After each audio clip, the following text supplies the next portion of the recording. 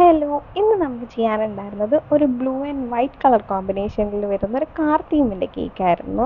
അപ്പോൾ കേക്ക് നമ്മൾ already final കോട്ടൊക്കെ ചെയ്ത് ഫ്രിഡ്ജിൽ സെറ്റ് ചെയ്യാൻ വെച്ചിട്ടുണ്ടായിരുന്നതാണ്. ഫോണ്ടൻ വർക്കൊക്കെ നമ്മൾ തലേ ദിവസം തന്നെ ഓൾറെഡി കട്ട് ചെയ്ത് വെച്ചിട്ടുണ്ടായിരുന്നു. അപ്പോൾ മേലെ കൊടുക്കേണ്ട കാറിനകത്ത് നമ്മൾ സ്റ്റിക്ക് കൊടുക്കാൻ മറന്നുപോയി. അപ്പോൾ തൽക്കാലം നമ്മൾ അവിടെ ഒരു ഫോക്സ് ബോൾ വെച്ച് സപ്പോർട്ട് ചെയ്ത് വെച്ചിട്ടാണ് അവിടെ നിർത്തിയിട്ടുള്ളത്.